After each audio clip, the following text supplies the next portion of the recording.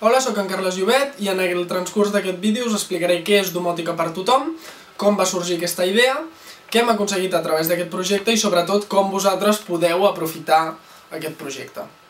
Per qui no sàpiga una mica què és la domòtica és el fet de controlar la vostra llar a través d'un dispositiu, ja pot ser un dispositiu específic per controlar la casa domòtica o ja podria ser un ordinador, un dispositiu mòbil, etc. El projecte va sortir a partir del treball de recerca que s'ha de fer a segon de batxillerat a Catalunya, en el qual, com a mi m'interessava molt la domòtica, vaig anar a fer una entrevista a una empresa domòtica, la qual l'expropietari em va explicar els motius per als quals havien hagut de tancar, etc. I em vaig quedar molt amb un fet, que era que la gran part del que tu estàs pagant en una instal·lació domòtica és degut a la marca, degut al software, degut a un seguit de coses que a l'empresa no els hi costa de distribuir econòmicament, és a dir, ells un cop ja tenen fet el programa el poden multiplicar, copiar i pegar a moltes persones sense tenir que invertir en ella, i que realment les persones estaven pagant a un preu excessiu. Aleshores vaig decidir crear aquestes dues guies, a través de les quals l'usuari podria automatitzar la seva llar, estalviant-se aquest cost econòmic, el qual és excessiu, i sense tenir cap tipus de coneixement informàtic, de programació ni de domòtica. Aleshores, el programa que vam crear el vam fer amb una plataforma de Java que es diu Processing, la qual es comunicaria enviant les dades a la nostra placa Arduino, que vindria a ser aquesta d'aquí, la qual rebria i interpretaria les ordres que nosaltres li enviem, com per exemple, dona'ns la temperatura que rep el sensor, o encén la llum del pis superior, etc. Doncs bé, aquests dos d'aquí vindrien a ser els programes. Aquest és una llibreria d'Arduino que hem aprofitat perquè el lector li sigui més fàcil de modificar, i aquest d'aquí vindria a ser el que hem fet nosaltres amb el Processing. Com veiem, és un programa molt llarg que l'usuari només hauria de modificar una o dues línies en tot el programa, no hauria de tornar a començar el programa des de zero. Aquest seria el programa executat. Com veiem, tenim els botons de les persianes, els botons de les llums, temperatura, l'alarma antiincendis, les persianes, i doncs procedirem a mostrar com funciona. Per exemple, si accionem aquest botó, que vindria a ser aquest LED d'aquí, que seria la llum exterior, com veiem se'ns encén. Després també podem encendre, per exemple, l'habitació del pis superior dels pares, que vindria a ser aquella groga d'allà. Com veiem s'encén. Després també podríem accionar, per exemple, les persianes. Hem ficat una pinça perquè es vegi el sentit de gir. Ara li donarem a pujar. I posteriorment a baixar. Com veiem, el baixar gira en sentit horari, el pujar gira en sentit antihorari, i després podríem controlar també, per exemple, la temperatura, la qual ara ens marca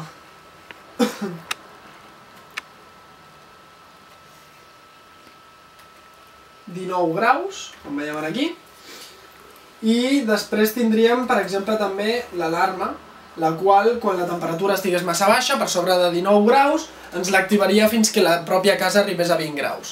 Si per al contrari la casa arribés a més de 50 graus, s'activaria automàticament el sistema antiincendis, en el qual t'avisarien en el telèfon mòbil i s'activarien automàticament els sistemes antiincendis d'aigua. Doncs bé, un cop fet aquest programa, el següent pas era modificar-lo per tenir més dispositius de control.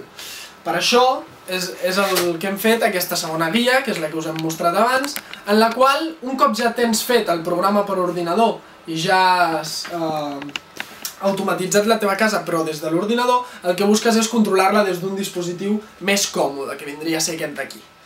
Com veiem, la metodologia és la mateixa. En comptes de tenir aquests dos programes, tindrem aquests dos, els quals, aquí veiem el nostre programa en el Processing. Ara ja no hem pogut aprofitar la llibreria d'Arduino, hem tingut que fer un programa específic per a la placa Arduino, i aquí tindríem el programa que nosaltres carreguem en el mòbil. Gràcies a que ho hem fet en una plataforma de Java i els smartphones actuals reben dades amb Java, hem pogut programar de manera fàcil el nostre mòbil. Aquí veiem el programa, també és molt llarg, és més llarg que el de l'ordinador, però, repetim, l'usuari només hauria de modificar unes quantes línies en aquest programa.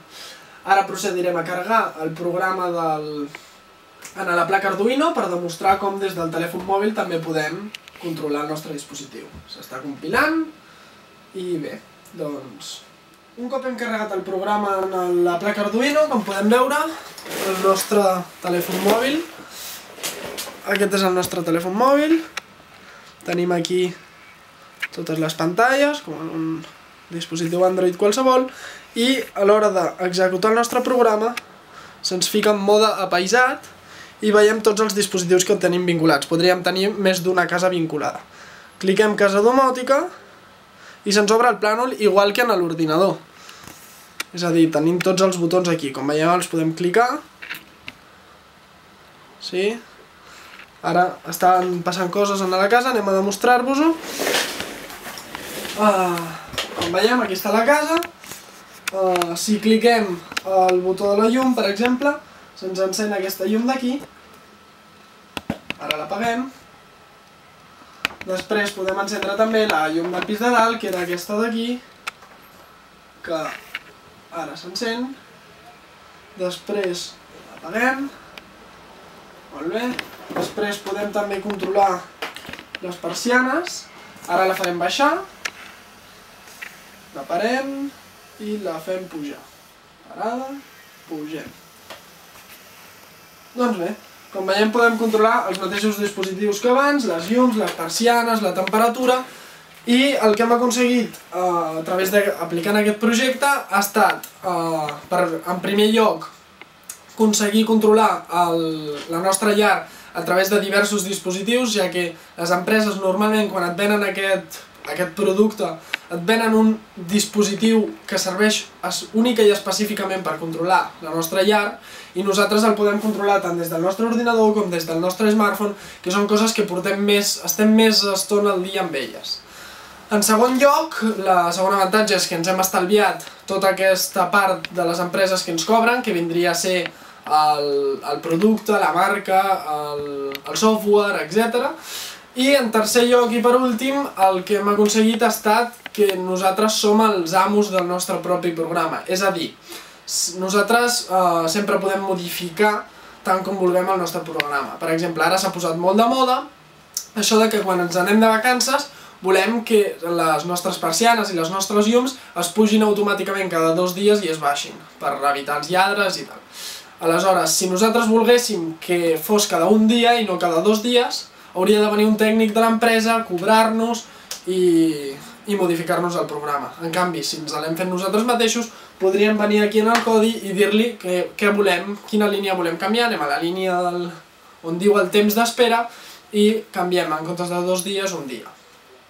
I a més de poder controlar i modificar el programa al nostre gust, el que hem aconseguit també és deixar-lo obert a tota ampliació que vulguem fer.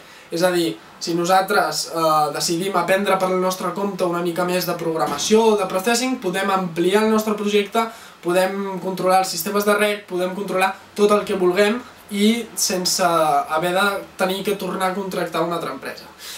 Tot el nostre projecte està carregat en la nostra pàgina web, que vindria a ser aquesta, domoticaperlallar.blogspot.com, i com veiem aquí tenim el nostre treball penjat, una petita explicació de què és aquest treball, els premis que ha guanyat aquest treball, després també el per què, com va començar aquest treball.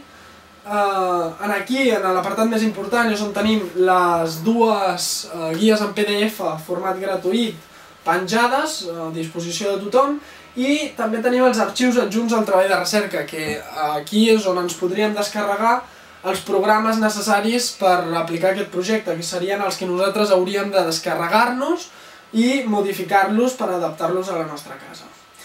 A part de les dues guies en PDF, tenim uns tutorials gravats també per mi, en els quals explico com, quan hem fet la instal·lació elèctrica i el nostre programa, com hem de connectar els cables de la instal·lació elèctrica a la nostra placa Arduino perquè ens funcioni amb les persianes, amb les llums, etc. Aquest és el de les persianes, i després tenim els videotutorials que jo vaig fer servir de processing i de programació per fer el meu programa. Aleshores, mirant aquests tutorials, nosaltres seríem capaços d'ampliar-lo tant com volguéssim, cadascú en el seu àmbit, en el que volgués fer. També tenim els tutorials en PDF que vam utilitzar per fer el programa en processing i les eines i materials que necessitaríeu vosaltres per fer la realització del projecte. És a dir, bàsicament el plànol de la vostra casa, el programa i per últim les maneres de contactar amb mi per qualsevol dubte que pogués sorgir. El primer el correu electrònic carlesllovet.pons@gmail.com, el telèfon mòbil, el meu Skype, qualsevol d'aquestes vies de contacte per poder contactar amb mi i preguntar-me qualsevol cosa. Doncs bé, moltes gràcies per la seva atenció i fins aquí el meu projecte.